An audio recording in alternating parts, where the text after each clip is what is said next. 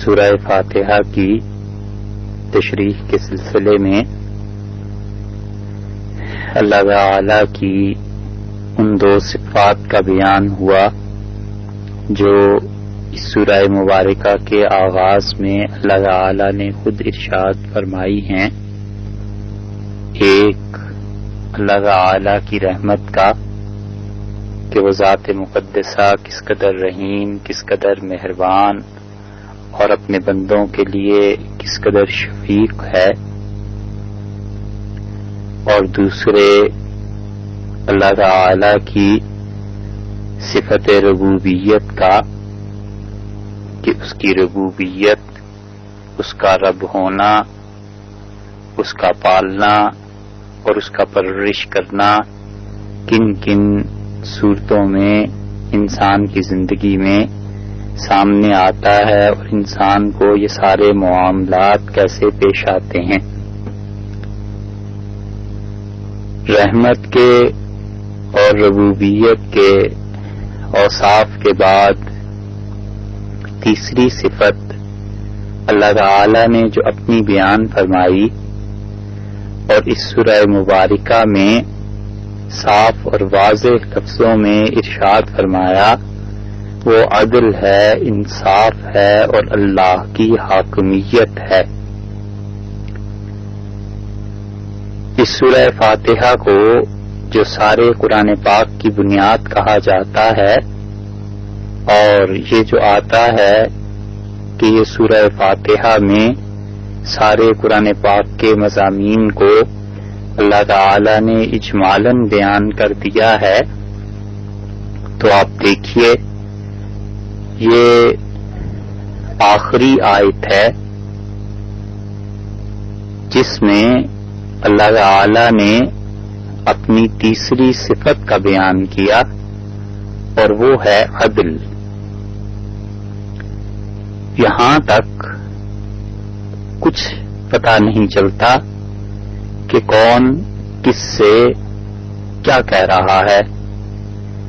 تمام تعریفیں اللہ تعالی کے لیے ہیں جو تمام جہانوں کا پالنے والا ہے، نہایت مہربان، بے حد رحم فرمانے والا.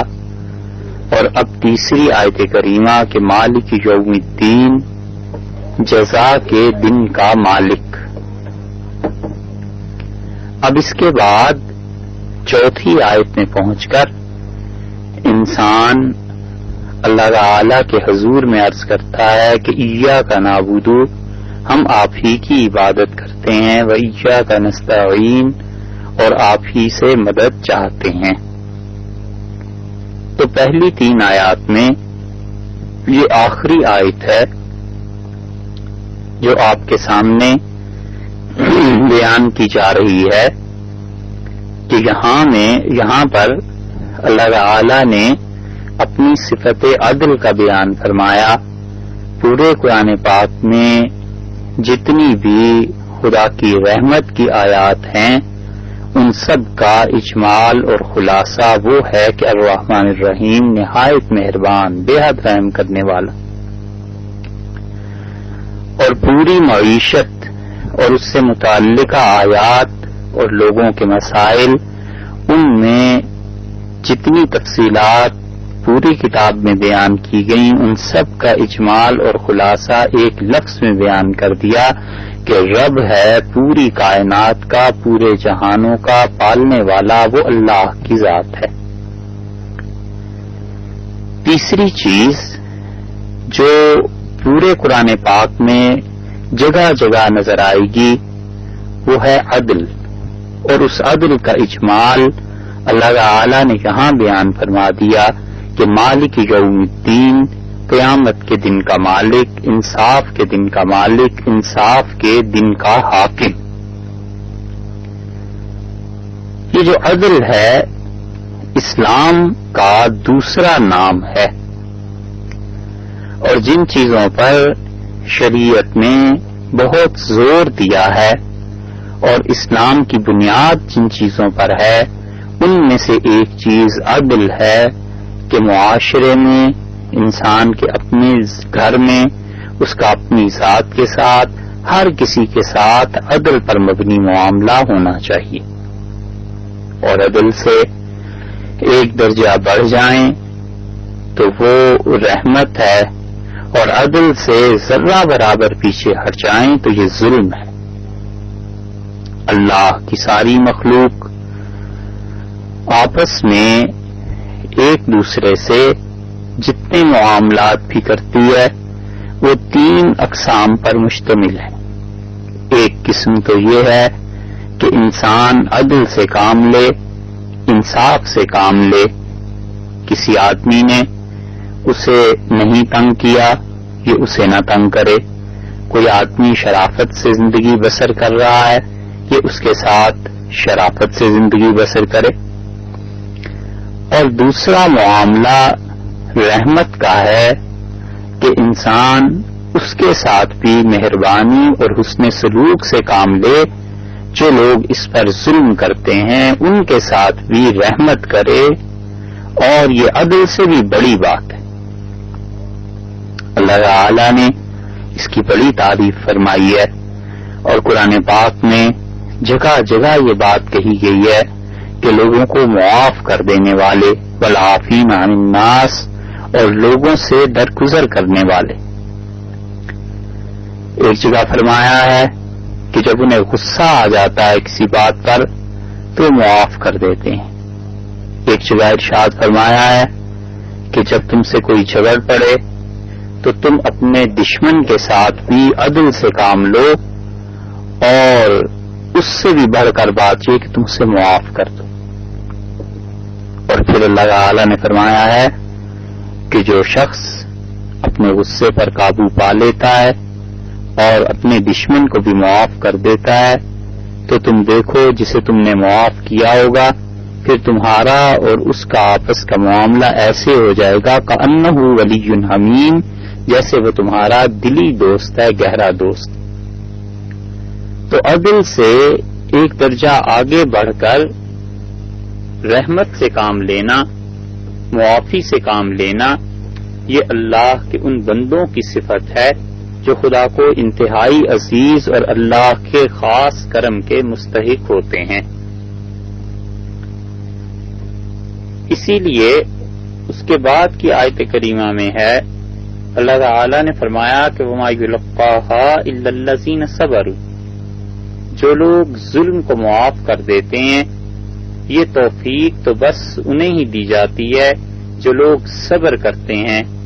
اور اگلا جملہ یہ فرمایا ہے وما یلقاها الا ذو حظ عظیم، اور یہ اتنا بڑا دل، اتنی ہمت کہ اپنے دشمن کو باوجود قدرت کے معاف کر دے، یہ تو بس اس شخص کا حصہ ہے جو بڑے مقدر، بڑے نصیب والا۔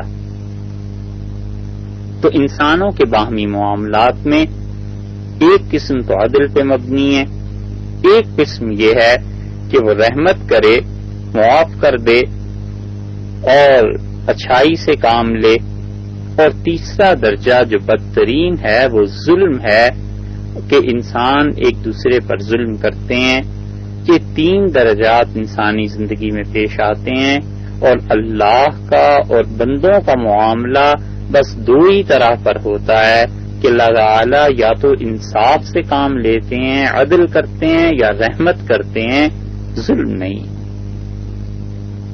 اسی لیے حضرت عبداللہ ابن ابی، حضرت ابی ابن کعب رضی اللہ عنہ سے کسی نے پوچھا، غالباً دارمی میں یہ روایت آتی ہے، حدیث کی اور کتابوں میں بھی مل جائے گی، کہ اللہ تعالی کا عدل اور اللہ تعالی کی رحمت کیا ہے؟ تو انہوں نے بتلایا کہ اللہ اگر اپنی ساری مخلوق کو بغیر کسی وجہ کے اٹھا کر جہنم میں پھینک دے تو یہ پھر بھی اللہ کا عدل ہے، اللہ کا انصاف ہے، اس سے کوئی نہیں پوچھ سکتا۔ اور خداوند کریم بغیر کسی وجہ کے سب کو اٹھا کر جنت میں ڈال دے تو کوئی نہیں پوچھ سکتا کہ اس کی یہ بے پایاں رحمت کیوں ہو گئی۔ مالک ہونے کا، حاکم ہونے کا مطلب یہ ہے۔ تو اللہ کا اور بندوں کا درمیانی معاملہ دو ہی طرح پر ہوتا ہے کہ بندے کے ساتھ اللہ تعالی یا انصاف کرتے ہیں اور یا اللہ تعالی اس پر رحمت کرتے ہیں. اس لیے اس آیت کریمہ کو دیکھیے، اللہ تعالی نے فرمایا ہے کہ مالک یوم الدین، قیامت کے دن کا مالک، جزا کے دن کا مالک. الملک عربی میں اس انسان کو کہتے ہیں جو انسانوں کا انتظام کرے، زندہ چیزوں کا انتظام کرے. اسی لیے ملک الناس، لوگوں کا بادشاہ، اللہ تعالی نے اپنے لیے فرمایا ہے کہ وہ لوگوں کا بادشاہ ہے، کیونکہ وہ لوگوں کی ہر طرح کی سہولتوں کا بندوبست کرتا ہے. اور یہی لفظ انسانوں کے لیے بھی استعمال ہوتا ہے کہ ملک ہے یعنی بادشاہ ہے، کیونکہ وہ اپنی رعایا کا بندوبست کرتا ہے. رعایا جیتی جاگتی مخلوق ہوتی ہے، ان کا بندوبست کرنا پڑتا ہے. وہ اگر راہ راست سے ہٹیں تو انہیں راہ پر لانا پڑتا ہے، وہ اگر اطاعت کریں انہیں انعام دینا پڑتا ہے.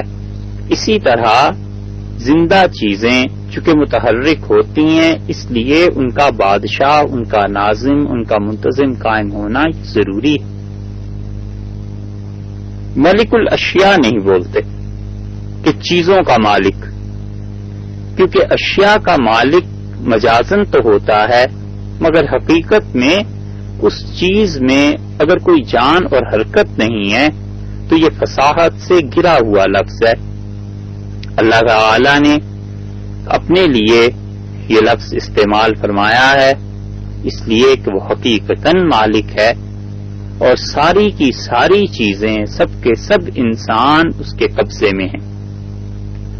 تو یہ بات بیان کی گئی کہ وہ جزا کے دن کا مالک ہے. اس مالک کے لفظ کو دو طرح پڑھا گیا ہے، مالک یوم الدین بھی اور مالک یوم الدین بھی، اور دونوں قراءتیں نبی کریم صلی اللہ علیہ وسلم سے مستقل چلی آتی ہیں. دونوں صحیح ہیں، دونوں متواتر. ان میں سے کسی ایک قراءت کا انکار کر دینا کفر ہے، کیونکہ نبی کریم صلی اللہ علیہ وسلم پر جبریل امین یہ لفظ دونوں طرح لائے تھے. مالک یوم الدین بھی رسول اللہ صلی اللہ علیہ وسلم نے پڑھا ہے اور مالک یوم الدین بھی پڑھا ہے. عام طور پر نماز میں ہم لوگ مالک یوم الدین پڑھتے ہیں، اور یہی قرات ہے جو امام عاصم اور حفص رحمت اللہ علیہ کی ہے. اور بعض لوگ دنیا میں سورہ فاتحہ پڑھتے ہوئے اسے مالک یوم الدین پڑھتے ہیں، خاص طور پہ وہ لوگ جن کا تعلق امام مالک رحمت اللہ علیہ کی فقہ سے ہے. افریقہ میں، اندلس میں، اسپین میں، فرانس میں، عام طور پر الجزائر میں، ان سارے افریقی علاقوں میں فقہ مالکی رائج ہے اور وہ مالک یوم الدین پڑھتے ہیں. وہ قرات بھی بالکل درست ہے، متواتر ہے اور صحیح اسناد کے ساتھ رسول اللہ صلی اللہ علیہ وسلم سے ثابت ہے.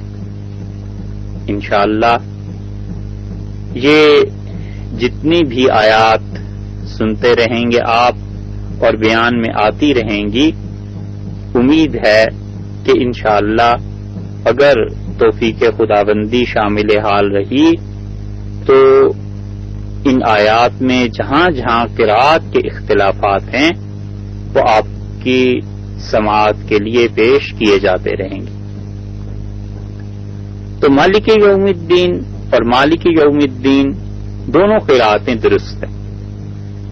مالک کو ملک پر ترجیح حاصل ہے اور اس ترجیح کی بہت سی وجوہ بیان کی گئی ہیں.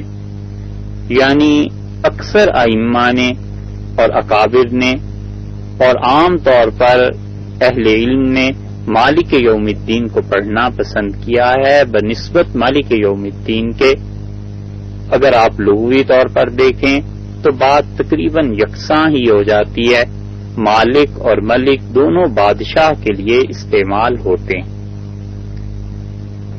اور دونوں میں حکمرانی ہے، دونوں میں اپنی مخلوق پر تصرف ہے، دونوں میں ہر طرح کے اختیارات ہیں. مالک کو وہ اس لیے ترجیح دیتے ہیں کہ ملک اور مالک میں الف کا فرق پڑ جاتا ہے. آپ دیکھیے میم کے بعد الف آئے گا، پھر لام اور پھر کاف، پھر آپ پڑھیں گے کہ مالک، اور اگر آپ درمیان میں سے الف کو اڑا دیں تو وہ ملک بن جائے گا. تو اہل علم کہتے ہیں کہ مالک میں چونکہ ایک حرف زائد ہے اور اس زائد حرف پر 10 نیکیاں ملتی ہیں صحیح حدیث کے مطابق، اس لیے مالک یوم الدین کی بجائے مالک یوم الدین انہوں نے اسے اس طرح پڑھا. اور یہ بتایا گیا کہ انصاف کے دن کا مالک ہے. مفسرین نے لکھا ہے کہ اللہ تعالی نے سب سے پہلے رحمت کا بیان کیا، اپنے رب ہونے کا بیان کیا، اور اس کے بعد اللہ تعالی نے انصاف عدل کا بیان کیا. تو عدل اور انصاف جب ہوگا تو بہت سے لوگوں کی پٹائی بھی ہوگی.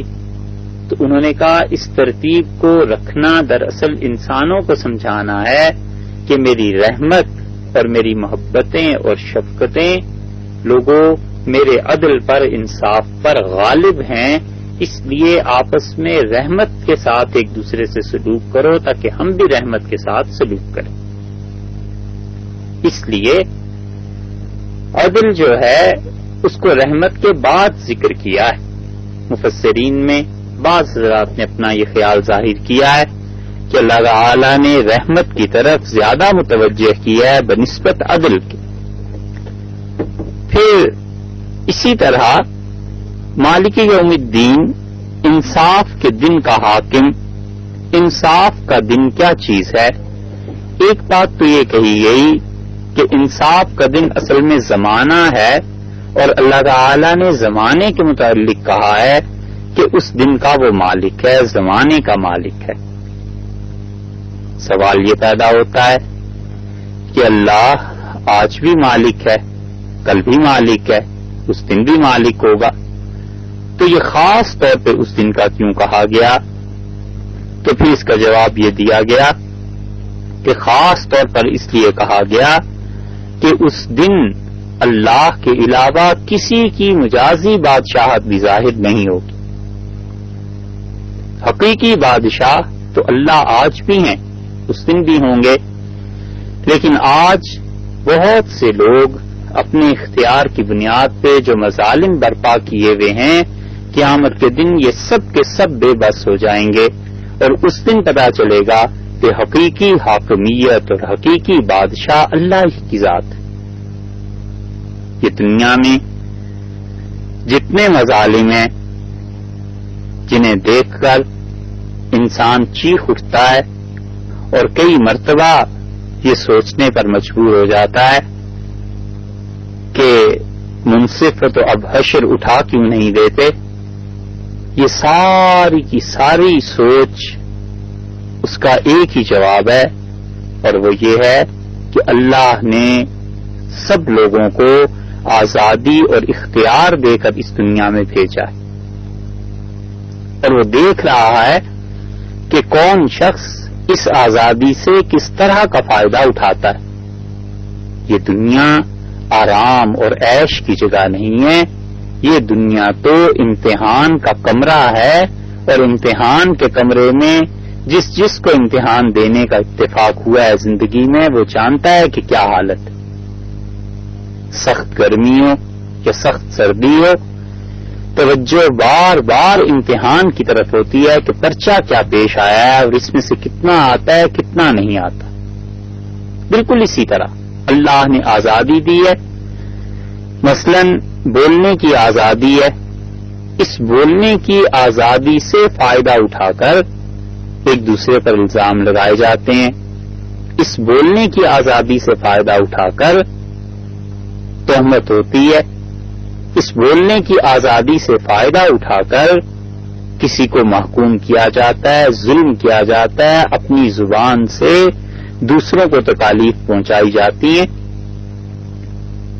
یہ جب زبان بند ہو جائے گی اور موت آ جائے گی پھر پتا چلے گا کہ اس آزادی اور اس امتحان کے کمرے میں پہنچ کے اس نے کیا کام کیا. جس چیز کا نام موت ہے وہ حق کے سامنے جھکا دینے والی چیز ہے. جس چیز کا نام موت ہے وہ اس حق کے لیے جبرن لٹا دینے کے لیے انسان کو بے بس کر دینے والی چیز ہے. جس حق اور سچائی کو وہ ساری زندگی نہیں مانتا رہا. دل گواہی دیتا تھا کہ میں ظلم کر رہا ہوں، اس کے باوجود وہ اپنے علم، اپنے دولت، اپنے ملک، اپنے اقتدار کے نشے میں اندھا ہو چکا تھا. موت جب آتی ہے تو وہ ٹکڑے ٹکڑے کر دیتی ہے اور موت اسے بے بس کر دیتی ہے، اس حقیقت کو ماننے پر مجبور کر دیتی ہے جن حقائق کا یہ زندگی میں انکار کرتا رہا. یہ ہے آزادی. یہ آزادی کی بنیاد پر اور اختیار ہی کی بنیاد پر گناہ ہوتے ہیں تو اللہ تعالی اس لیے زمانے کا حاکم ہے، مالک ہے. اس دن وہ بتائے گا کہ تم کیا کیا کرتے رہے. اور اسی کو بعض مفسرین نے کہا کہ ملک الملک وہ تمام کائنات کا بادشاہ ہے فی یوم الدین، قیامت کے دن. یعنی اس زمین پہ چپے چپے پہ جو بھی ظلم اور عدل ہوتا رہا ہے سب اس کے سامنے قیامت کے دن آئے گا اور زمین اور سب چیزیں اپنی گواہی دیں گی. تو جن لوگوں نے یہ کہا، اس آیت کریمہ کا ترجمہ کیا کہ وہ مالک ہے جزا کے دن کا، انہوں نے زمانے کے متعلق کہا. اور جنہوں نے کہا کہ اصل میں یہ بات یوں بنتی ہے کہ ملک الملک فی یوم الدین، قیامت کے دن کا مالک یعنی اس دن کی بادشاہت کا مالک، تو انہوں نے بجائے زمانے کے مکان جگہ پر نظر رکھی اور ان کا پوری کائنات کا مالک اس دن وہ ہے. یعنی اس کی ملکیت سامنے ظاہر ہو جائے گی. کافر بھی جو زندگی میں انکار کرتا تھا وہ بھی، ملحد اور زندیق اس دن سب کے سب مانیں گے. اسی وجہ سے اللہ تعالی نے دوسرے ایک مقام پر ارشاد فرمایا کہ جب ساری کائنات پر موت طاری ہو جائے گی اور اکیلی اللہ کی ذات ہی ہوگی تو اس دن اللہ تعالی خود فرمائیں گے کہ لمن الملک اليوم، لوگوں اب بادشاہی ہے اور کوئی جواب دینے والا نہیں ہوگا. کوئی فرشتہ، کوئی انسان، کوئی روح، کوئی کچھ نہیں بول سکے گا. سب پر موت طاری ہوگی اور پھر اللہ خود ہی اپنے لیے فرمائیں گے کہ للہ، آج ساری بادشاہی اللہ کے لیے، الواحد جو اکیلا ہے، القہار اور جو بڑا غالب ہے، اس کا غلبہ ہے اور اسی کا حق بنتا ہے. نبی کریم صلی اللہ علیہ وسلم نے فرمایا اللہ تعالی کا عرش، اس میں چرچراہٹ پیدا ہوتی اور آپ نے فرمایا عرش کا حق بنتا ہے کہ اس پہ چرچراہٹ پیدا ہو. جیسے کرسی ہے، اس پہ انسان کبھی بیٹھتا ہے تو اس کی چولیں ہل جاتی ہیں، اس سے آواز پیدا ہوتی ہے. تو رسول اللہ صلی اللہ علیہ وسلم نے فرمایا عرش کا حق بنتا ہے، یعنی اللہ تعالی کی تجلیات بارگاہ الہی کی طرف سے جو چیزیں اس پر پڑتی ہیں وہ اسے ہلا کر رکھ دیتی ہیں. اور اللہ ہی جانتا ہے یا اس کے رسول صلی اللہ علیہ وسلم کے وہ کیا کیفیت ہے، مگر حقیقت میں اللہ کی بادشاہی ہے.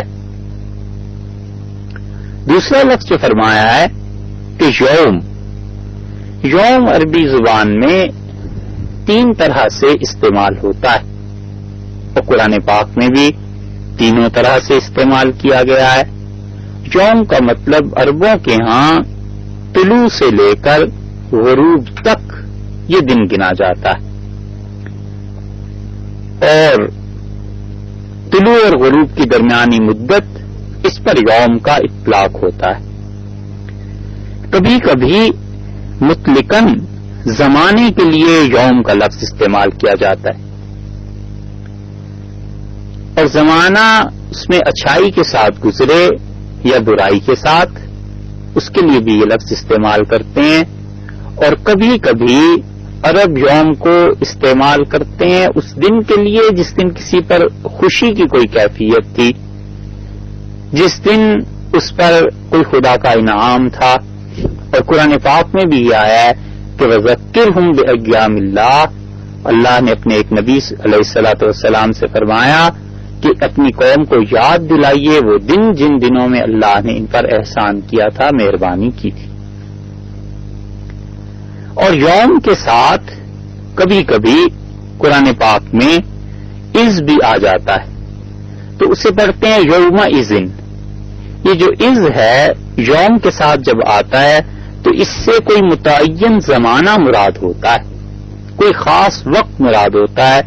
مثلا اللہ تعالی نے فرمایا کذالک یوم اذن یوم عسیر، اور وہ دن یوم اذن وہ دن جو آئے گا وہ دن قیامت والا بڑی اسرت اور تنگی کا دن ہے. علی الکافرین غیر یسیر، اور کافروں کے لیے تو خاص طور پر کوئی آسانی اس دن میں نہیں ہے. اور یوم کا لفظ شرعاً شریعت کی اصطلاح میں، فقہا کی اصطلاح میں صبح صادق سے شروع ہوتا ہے، طلوع آفتاب سے نہیں. صبح صادق سے لے کر غروب آفتاب تک کا جو وقت ہے فقہا اور مفتیان کرام اپنی اصطلاح میں یوم اس کو کہتے ہیں. طلوع سے غروب تک یوم نہیں ہوتا، طلوع سے غروب تک تو عام عربی زبان میں یوم کا لفظ استعمال ہوتا ہے.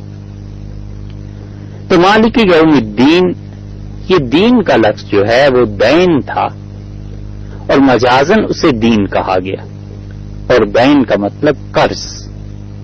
تو مراد یہ ہے کہ جس انسان نے جتنا قرض لیا ہے اتنے ہی قرض لوٹائے گا. دنیا میں اس نے ظلم سے قرض لیا ہے تو اس قرض کو لوٹائے گا، اس کی سزا ملے گی.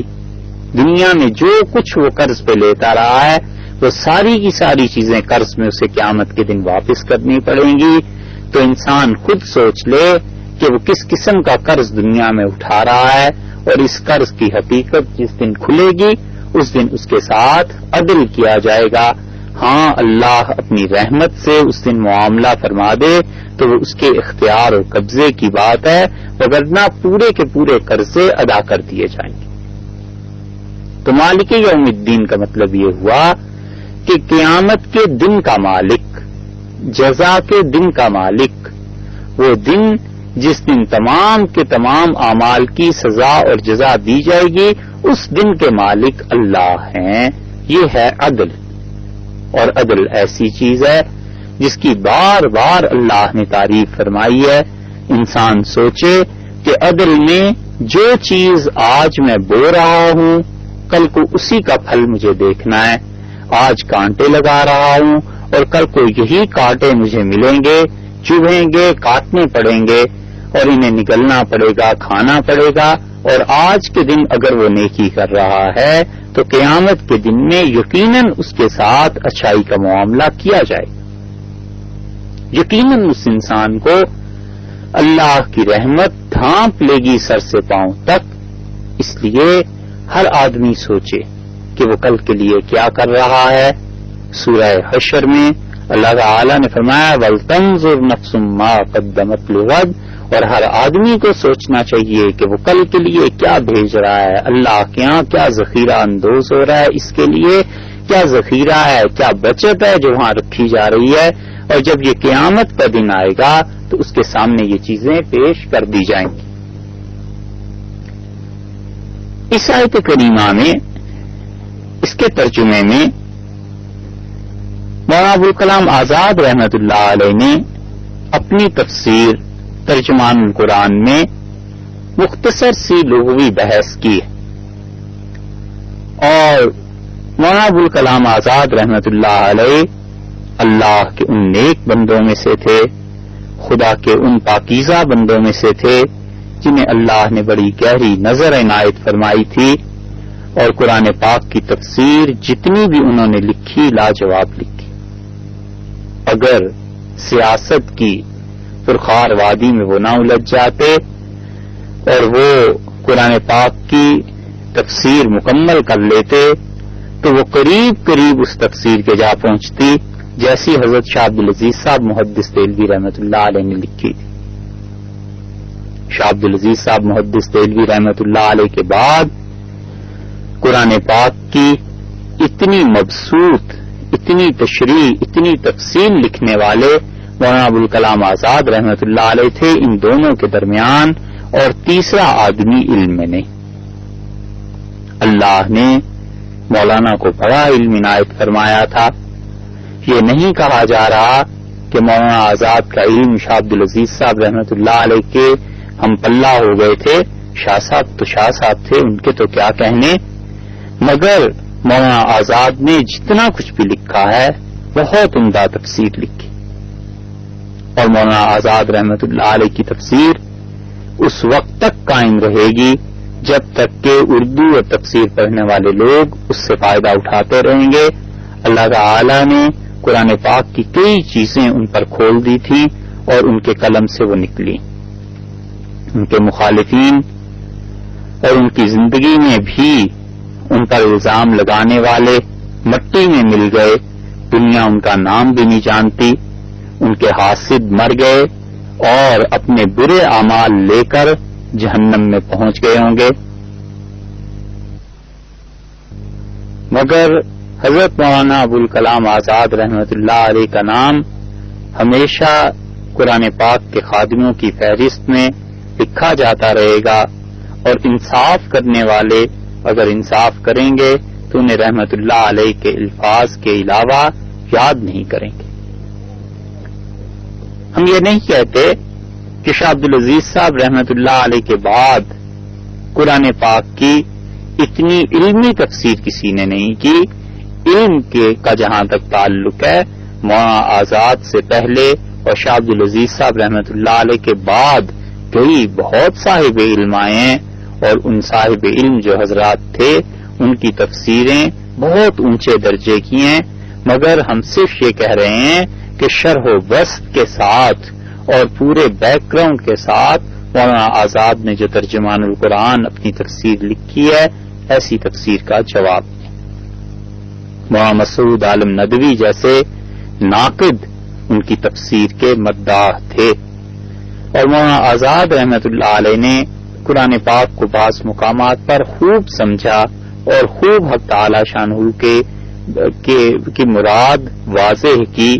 اللہ ہی جانتا ہے کہ اللہ کے ہاں انہیں اس پر کتنی داد اور کتنا اجر ملا ہوگا۔ حسن ظن ان سے رکھنا جو ایک مومن، مسلمان اور شریف آدمی کا شیوا ہے، وہ یہ ہے کہ اللہ نے امید ہے ان کی خدمات کو قبول فرمایا ہوگا۔ انہوں نے اپنی تفسیر میں جہاں پر یہ مالک یوم الدین پر بحث کی ہے، عربیت کے اعتبار سے مولانا سے ایک عربیت کے اعتبار سے غلطی ہو گئی ہے۔ اہل علم حضرات اگر اس غلطی کی تفصیل دیکھنا چاہیں تو نگارشات کے نام سے ڈاکٹر عبداللہ عباس ندوی انہوں نے اس کی نشاندہی کی ہے۔ یہ صرف اہل علم کی خدمت میں پیش کی جا رہی ہے یہ بات، تاکہ وہ اس پر آگاہ رہیں اور متنبہ رہیں۔ تو اللہ تعالی نے بنیادی طور پر اس آیت کریمہ میں عدل کی بات کی ہے، اور یہ بتلایا ہے کہ قیامت کے دن انسانوں کو ان کے اعمال کی جزا ملے گی۔ دیکھیے، اسلام اور دین جس کو کہتے ہیں، اگر آپ اس کے متبادل کوئی لفظ ڈھونڈنا چاہیں اور آپ یہ کہیں کہ اسلام کے متبادل کوئی لفظ اس لغت اور کائنات میں ہے، تو اس کو یوں کہیں گے کہ اسلام اور عدل در حقیقت ایک ہی چیز کے دو نام۔ عدل پر اللہ تعالی نے زور دیا ہے، بار بار یہ بتلایا ہے کہ عدل کرنا ہے، انصاف کرنا ہے، اور اللہ تعالی نے خود اپنے متعلق بھی فرمایا ہے کہ وہ عدل کرتا ہے یا مہربانی کرتا ہے۔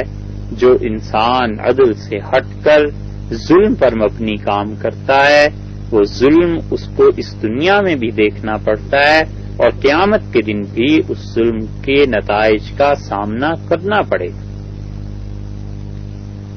پورے دین کا نظام عدل پر مبنی ہے، اور اسی وجہ سے مسلمان دنیا میں جو حکمرانی کرتے رہے اور شاندار روایات جو انہوں نے ماضی میں چھوڑی ہیں، وہ سب کی سب اس بات کا مظہر ہیں کہ کہ ان لوگوں کے ہاں عدل کی بات تھی. وہ اپنی ذات کے لیے بھی انصاف سے کام لیتے تھے، وہ اپنے معاشرے کے لیے بھی منصف تھے، وہ اپنے گھر والوں سے بھی عدل کے ساتھ کام لیتے تھے، اور جو جو چیز ان کے دائرہ اختیار اور دائرہ کار میں تھی وہ ہر جگہ عدل کے ساتھ کام لیتے رہے ہیں. اور اللہ نے اسی لیے انہیں قائم بھی رکھا، اور اللہ نے اسی لیے ان لوگوں کو بہت رتبے اور بلند مرتبے عنایت فرمائے. یہ دن کیوں آئے گا؟ اس پہ ہمیں ایمان رکھنا کیوں ضروری ہے؟ اس پہ ایمان رکھنا اس لیے بھی ضروری ہے کہ آپ کسی بھی دین سے بنیادی طور پر یہ تصور ہٹا دیں اور یہ کوئی شخص اس کا ایمان ہو جائے، یقین ہو جائے کہ قیامت نہیں آنی، تو پھر وہ آپ سوچئے اس دنیا میں کیا کچھ نہیں کرے گا.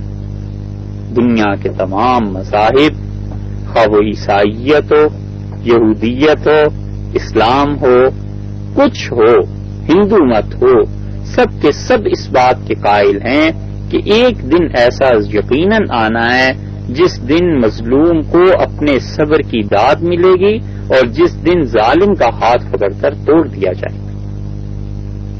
کوئی نہ کوئی وقت ایسا آئے گا جب عدل قائم ہوگا اس کائنات میں، اور اللہ تعالی اس عدل میں خود حکمران ہے. ایسی ذات جسے کسی گواہ کی ضرورت نہیں ہے، وہ تو اس نے بندوں کے ساتھ معاملے میں گواہ متعین کیے ہیں، وگرنہ خود تنہا اس کا علم کافی ہے. اس کا ایسا علم جو باریک بین ذات ہے، انسان کی تنہائی اور انسان کے ظاہر سب پر محیط ہے. اللہ کی ذات اس دن انصاف کرے گی، اور اگر وہ انصاف نہ ہو اور وہ دن نہ آئے تو پھر سوچئے آج اس معاشرے میں جو تباہی مچی ہوئی ہے یہ تو وہ لوگ مچا رہے ہیں جو بنیادی طور پر قیامت کے قائل ہیں. اگر یہ قائل ہی نہ ہوتے تو پھر کتنا ظلم ہوتا. بڑے سے بڑے ظالم کو بھی کبھی تو خیال آتا ہے کہ مر کے خدا کو کیا جواب دوں گا، اور جو سرے سے اس کا قائل ہی نہ ہو اور اسے پتا ہو کہ مٹی میں مل جانا ہے اور اس کے بعد کوئی پوچھنے والا نہیں ہے، تو پھر یہ دنیا انسانوں کی نہیں، یہ جنگلی درندوں کی اور وحشیوں کی دنیا ہو جائے گی، کیونکہ انسان یہ سوچ لے گا کہ مجھے کہیں جواب نہیں دینا. اس لیے عقلاً یہ ضروری ہے کہ ایسا دن آئے جس دن ظالم کو اس کے ظلم کی سزا ملے. عقلاً یہ ضروری ہے کہ ایسا دن آئے جس دن ایک تقوی والے انسان کو اس کے تقوی کا اجر ملے.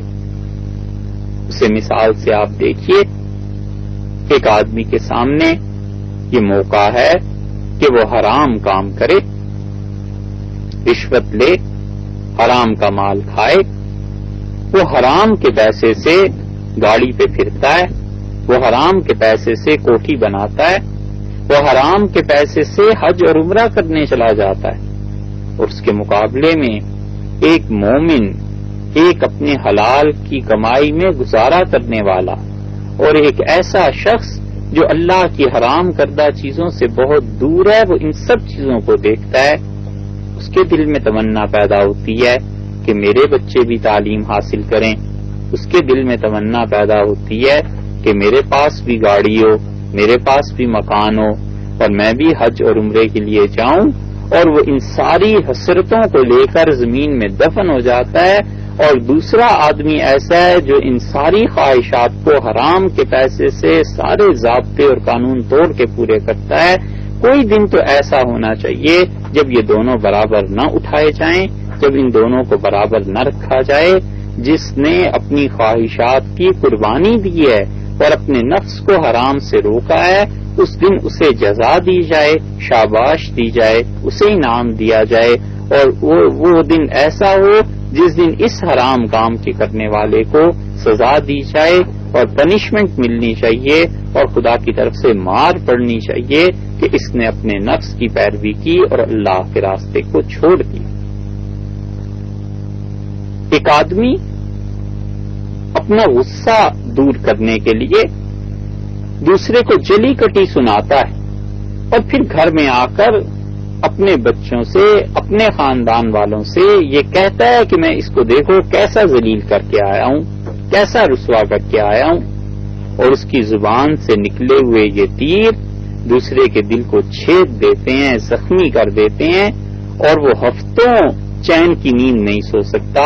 یہ ساس اور بہو کے جھگڑے، یہ آپس کی تہمتیں، یہ ایک دوسرے پہ الزامات، یہ ٹوہ لینا، خبر لینا کہ کون کس کے ساتھ کیا معاملہ ہے اس کا، پھر اس کو نشر کرنا، اور پھر یہ سب کی سب معاشرتی برائیاں۔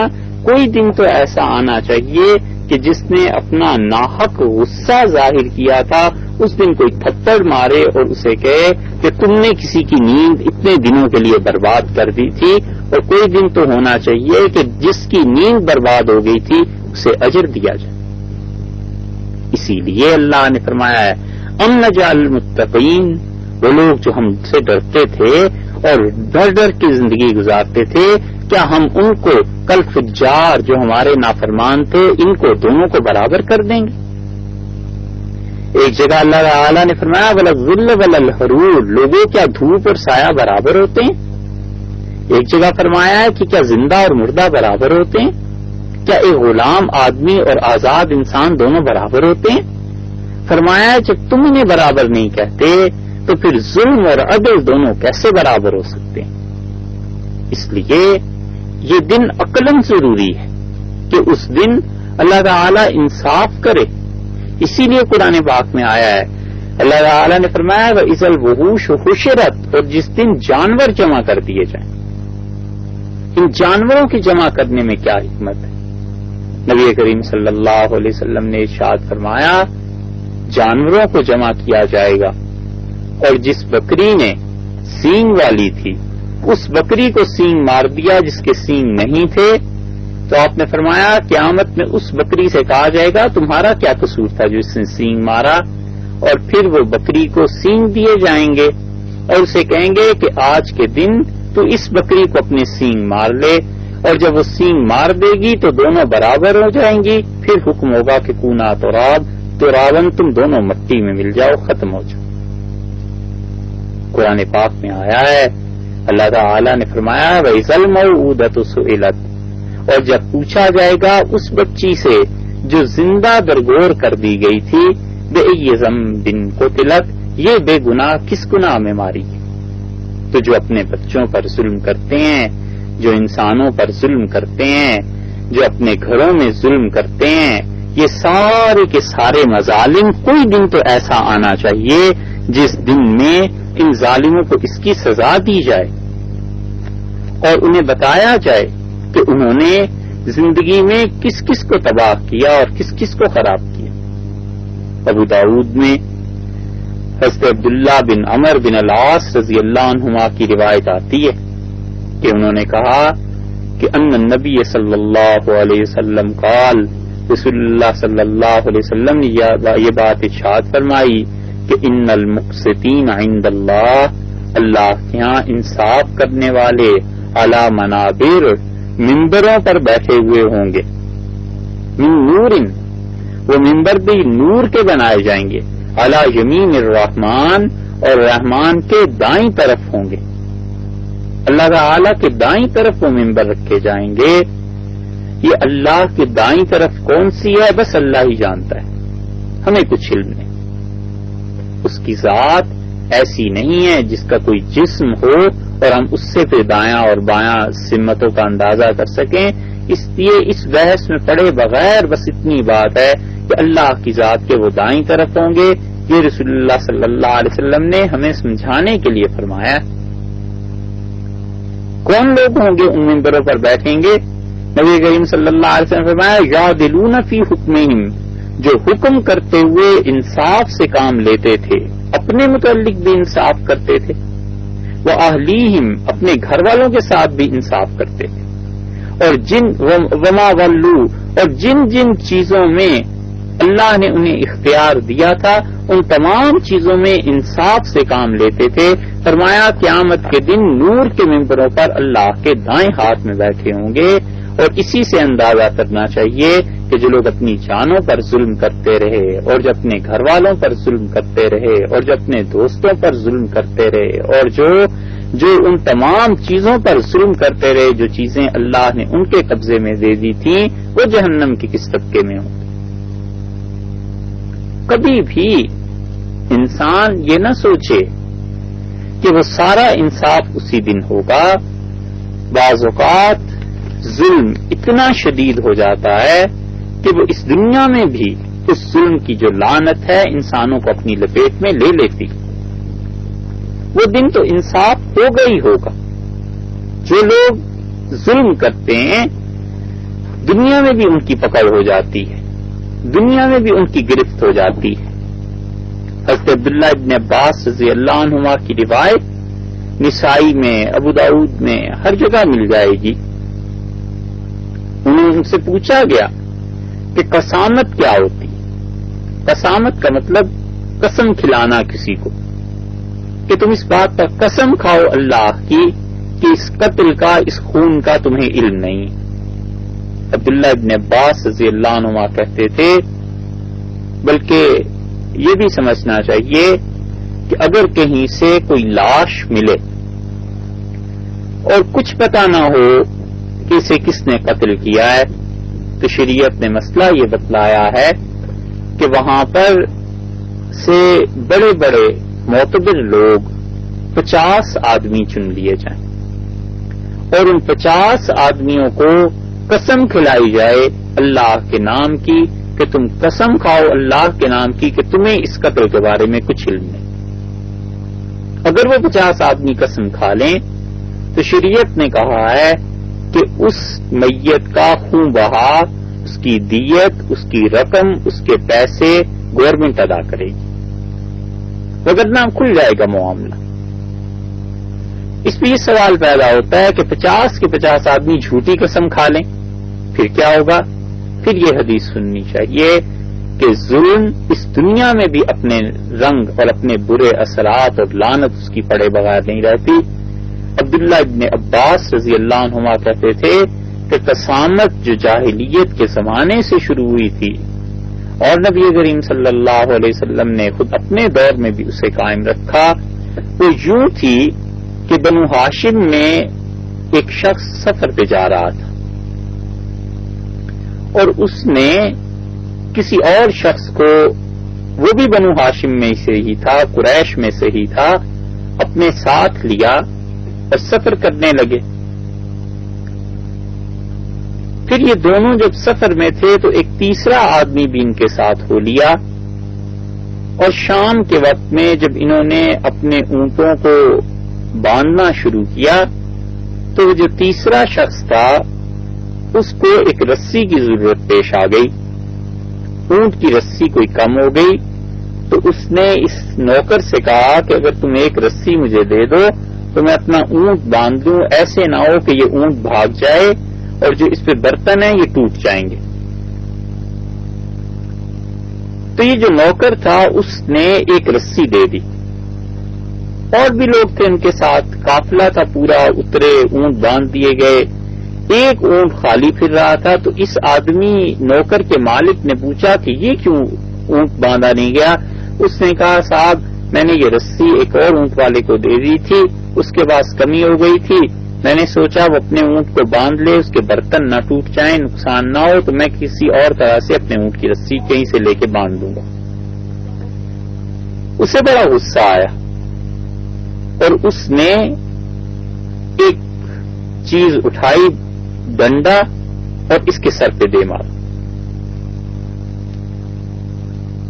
اور یہ نوکر تڑپنے لگا۔ وہ لاٹھی کی ضرب ایسی کاری پڑی کہ چیخنے لگا۔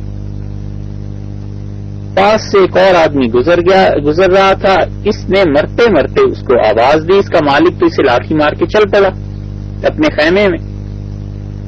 تو اس نے مرتے مرتے اس ایک گزرنے والے سے پوچھا کہ تم کہاں کے ہو؟ اس نے کہا یمن۔ اس نے کہا تم موسم میں جاؤ گے یعنی حج پہ جاؤ گے؟ اس نے کہا نہیں، شاید جاؤں شاید نہ جاؤں۔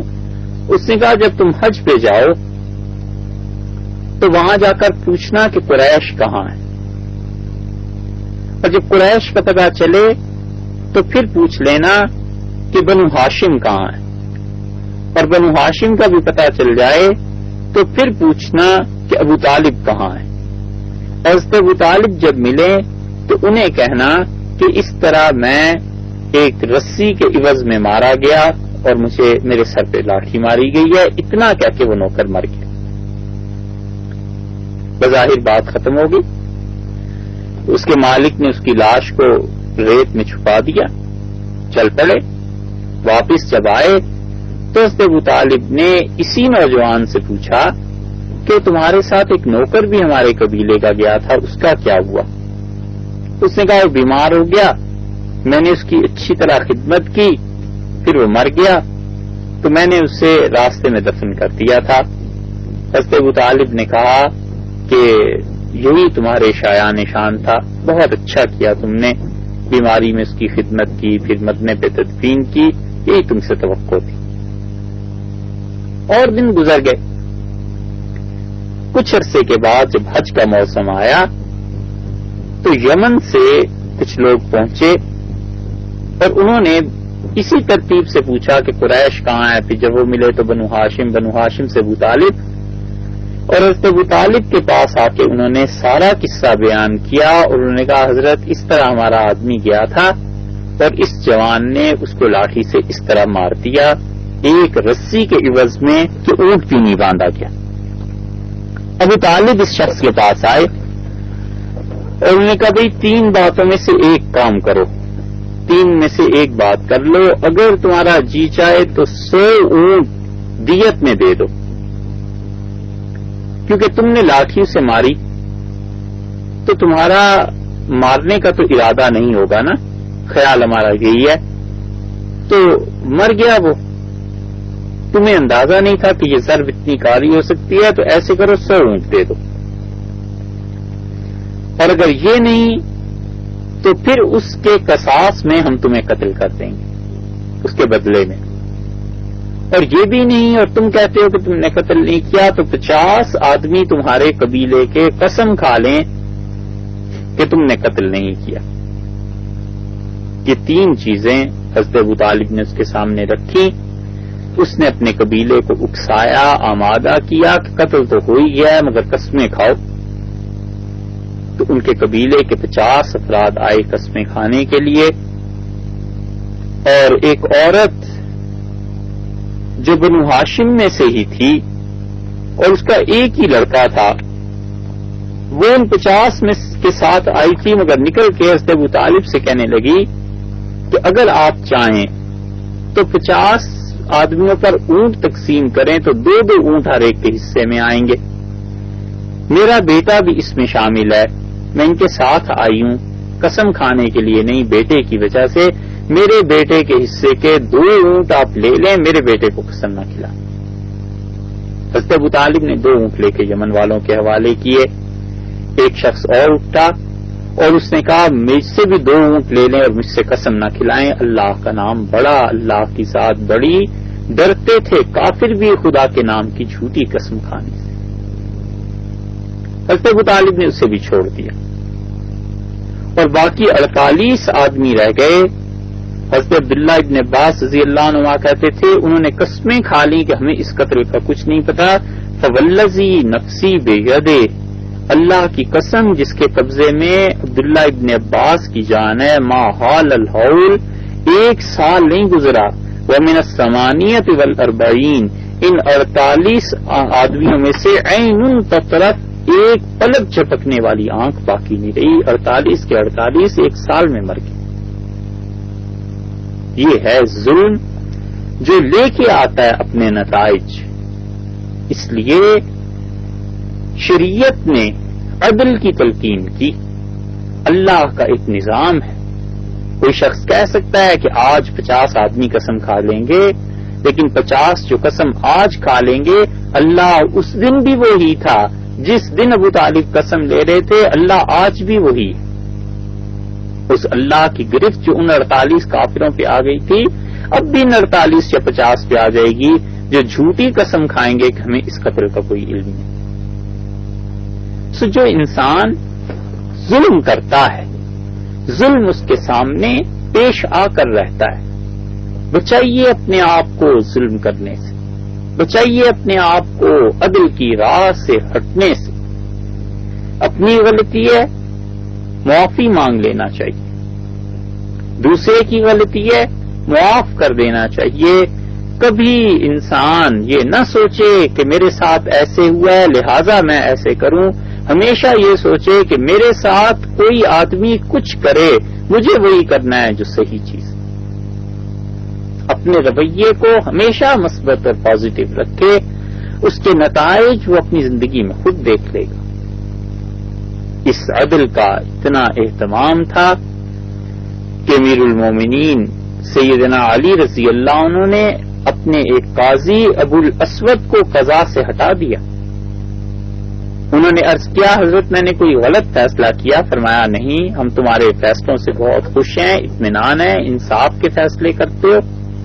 ان کا حضرت آپ کا خط ملا تھا اور آپ نے مجھے قاضی ہونے سے ہٹا دیا. فرمایا میں ایک مرتبہ گزر رہا تھا تمہاری عدالت سے اور تم اونچی آواز میں بول رہے تھے، تو تمہیں پتا نہیں ہے کہ تم قاضی ہو؟ جب تم اونچی آواز سے بولو گے تو کمزور مظلوم ڈر جائے گا تم سے، اپنی حق کی بات کہہ نہیں سکے گا. اس لیے علی نہیں چاہتے کہ اس کے دور میں ایسا آدمی قضا میں آ جائے، قاضی ہو جائے، جس کے سامنے مظلوم آدمی اپنی بات بیان نہ کر سکے. حضرت عمر رضی اللہ عنہ کے پاس ایک عورت آئی. وہ مسجد نبوی میں تشریف فرما تھے اور حضرت ابی بن کعب رضی اللہ عنہ ان کے ہمراہ تھے. اور اس عورت نے آ کے کہا کہ امیر المومنین میرا شوہر رات بھر نماز پڑھتا ہے اور گرمیوں کے سخت دوپہر میں بھی روزے سے ہوتا ہے. عمر رضی اللہ عنہ نے کہا بہت اچھا ہے تمہارا شوہر، اور عورتیں اگر ایسی ہی ہو جائیں اپنے شوہر کے اوصاف بیان کرنے والی تو پھر تو بہت ہی اچھا ہے. پھر وہ چپ ہو گئی. حضرت عمر رضی اللہ عنہ پوچھا کچھ اور؟ اس نے کہا کچھ نہیں. پھر وہ چلی گئی. پھر وہ دوسرے دن آئی اور اس نے یہی کچھ کہا.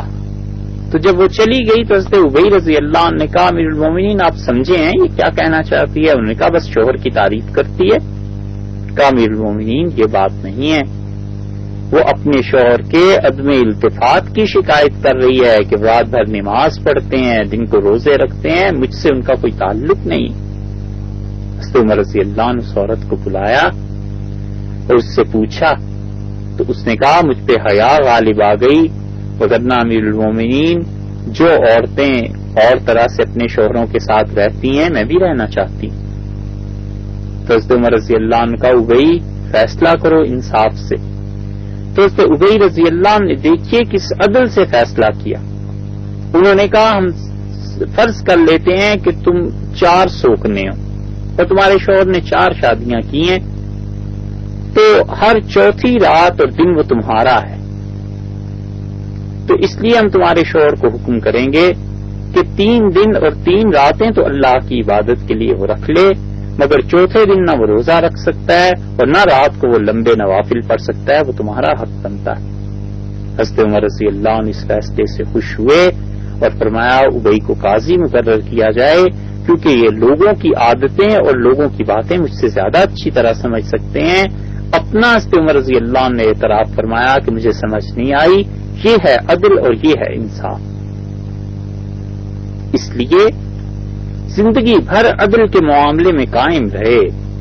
یہ بیٹوں اور بیٹیوں میں تفریق کرنا، یہ کسی کو چہیتا بنا کر رکھنا اور کسی کے لیے جوتوں میں دال بانٹنا، یہ سب کی سب چیزیں اسی وقت تک ہیں جب تک آنکھیں جھپکتی ہیں اور زبان چلتی ہے. اور جس دن یہ روح نکل گئی اس دن اللہ کے سامنے پیش ہو جائے گا، عدل ہو جائے گا. اور پھر قیامت قبر کے بعد جو آئے گی اس میں تو اور عدل ہے. یہ فرمایا مالک یوم الدین، قیامت کے دن کا مالک، جزا کے دن کا مالک.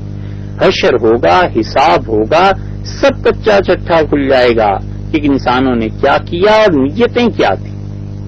بظاہر صدقہ کر رہا ہے اور اس دن نیت کا ویڈیو چلے گا کہ نیت یہ تھی کہ لوگ مجھے اچھا کہیں، بظاہر مسکین اور غریب عورتوں کو سلائی مشینیں بانٹی جا رہی ہیں، اور نیت یہ تھی کہ اخبار والے تصویر کھینچیں اور بڑی تصویر لگے کہ حاجی صاحب نے اتنا بڑا کارنامہ انجام دیا. یہ دنیا میں پیسے ضائع کر دیے، آخرت میں اجر ضائع کر دیا. خسرت دنیا والآخرہ، دنیا اور آخرت دونوں میں ٹوٹے اور نقصان ملا. بچیے شہرت سے، بچائیے اپنے آپ کو اپنی جان کے ساتھ ظلم کرنے سے، اور اس سے بڑا ظلم انسان اپنے ساتھ نہیں کر سکتا کہ اپنے آپ کو کچھ سمجھنے لگے، بڑا سمجھنے لگے، کبر آ جائے انسان میں.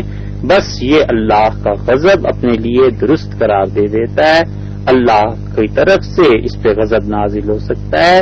کچھ نہ سمجھے اپنے آپ کو اور اپنی نفی کرتا رہے، اور انصاف سے قائم رکھے اپنی زندگی کو. اللہ تعالیٰ آپ کو اور ہمیں عمل کی توفیق دیں. السلام علیکم ورحمۃ اللہ وبرکاتہ.